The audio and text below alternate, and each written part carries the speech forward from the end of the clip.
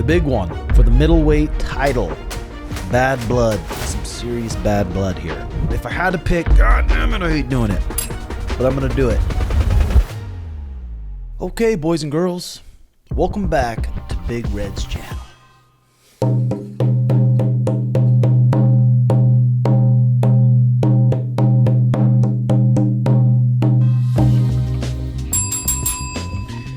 In this video, we're talking about UFC 305, and I'm coming at you with my picks. We got a hell of a card here. It goes down in Australia this Saturday. Let's start with the first fight real quick here. We're going to do Tai Tuivasa, the heavy-hitting Australian, versus another heavy-hitting dude, Jairzinho Rozenstruik.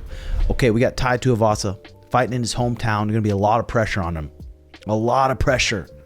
Might be his last fight in the UFC. He's on a 4-fight losing streak. He got KO'd by Cyril, KO'd by Sergey, submitted by Volkov, and submitted by Marcin Tybura, and they're not giving him an easy match. In his hometown, he's taking on Jairzinho, who's 36 years old, 6'2", he's 14-5, and he is 2-3 in his last 5 bouts. He's coming off a win. God, who wouldn't love to see Tai Tuivasa do it?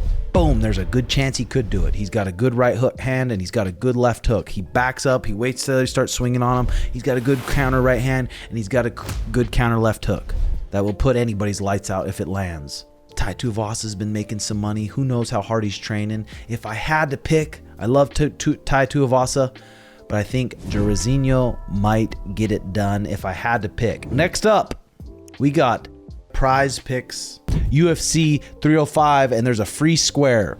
All Izzy has to do is land more than one significant strike, and we all know he's probably going to do that. And then I'm going to give you 2 more here.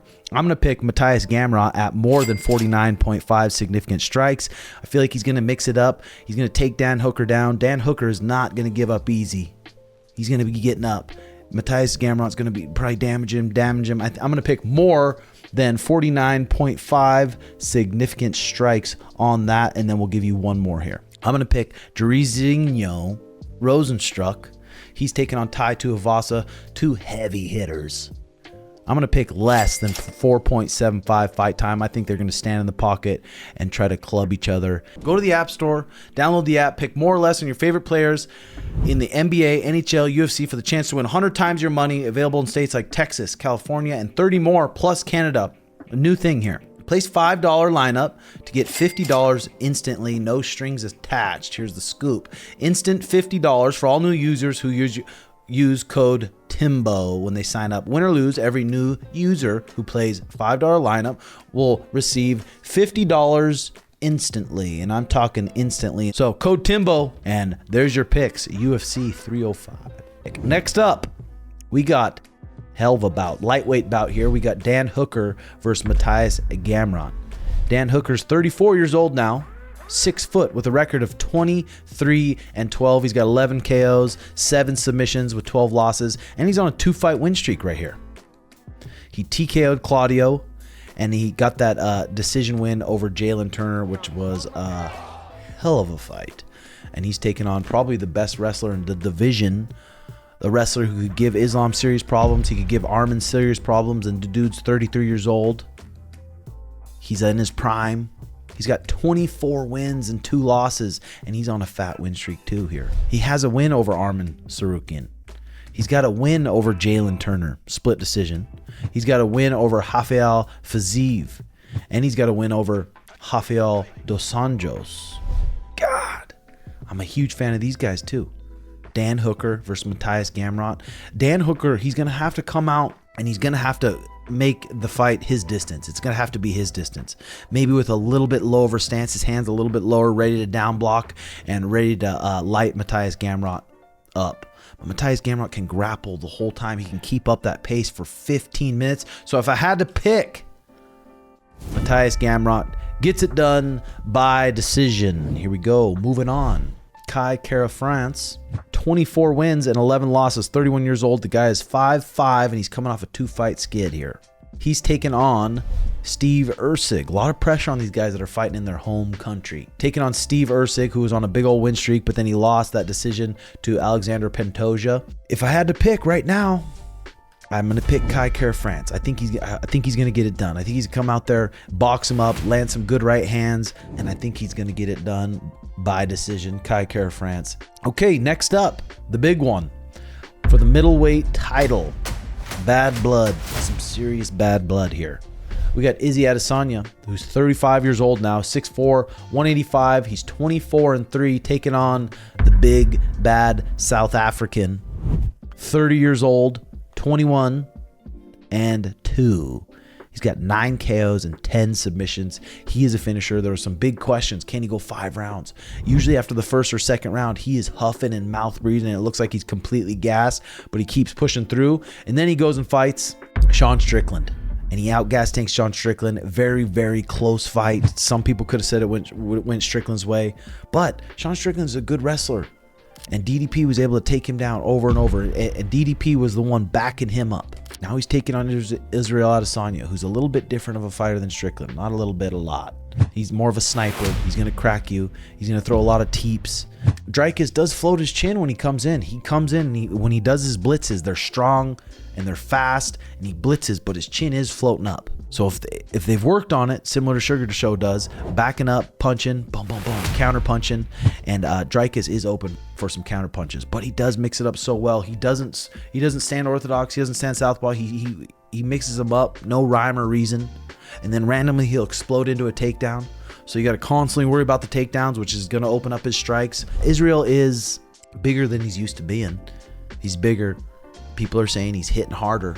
Israel Adesanya is coming off. He's 1-2 in his last 3 bouts, and Dricus is on a heater. His confidence is going to be high. He's going to be coming forward. Can he keep his chin tucked? Can he do what Sean Strickland did? Stay away from the left high kick. He always does a good job at setting up that left high kick, and Sean Strickland completely shut it down. So Dricus is going to have to do the same thing he always does. Switch his stances, come forward, make him guess, change levels, blast him off his feet, double leg him. Not even double leg him necessarily to keep him down. Make him work up, punch, punch, punch. Chain levels, blitz, blitz, blitz, and make it unorthodox, make it kind of ugly, and not stand there at the end of Israel Adesanya's punches. They saw how Strickland did it against Israel, coming forward, getting him on his back foot, and shutting him down. God! A lot of pressure here. I'm big fans of both these guys. I like Dricus. He's a character. We sat next to him when Max Holloway fought Justin Gaethje, and he's just a good dude. He's a dude you could get along with easy, very humble, buzzed up. Him and his brother buzzed. Cool dudes, funny dudes.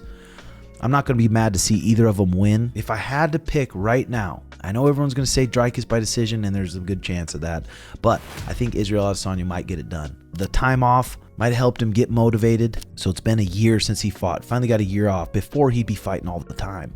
2022, Izzy fought 3 times. 2021, he fought twice. 2020, fought twice. So he's been so active. We'll see how this year off, what he did. Was he improving? Was he improving his strength? Was he improving his power? Or was he taking time to just chill? Because he's got a lot of bread. Headlining that many pay-per-views, you probably got plenty of money. We'll see how hungry he is. Or is he going to go in there and just be a little bit burnt out, and Dricus still on a heater here. I'm excited for the bout. If I had to pick, God damn it, I hate doing it, but I'm going to do it.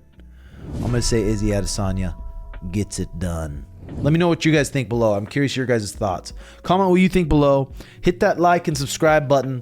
And again, thank you to these fighters for putting it on the line, especially these fighters, Kai France, Tuivasa, IZZY Adesanya, in their home country. UFC's not giving these guys easy bouts. They're giving them hard bouts. And a lot of these fights on the card are you lose and you're done. You're cut from the UFC, so we're going to see a lot of people letting loose. There's going to be a lot of emotion Saturday night. Thank you for all the fighters putting it on the line, cutting weight, going through these crazy training camps, injuries, ups, downs, just to make the walk and be vulnerable and scrap for some money. Crazy sons of guns. I'm going to leave you with this.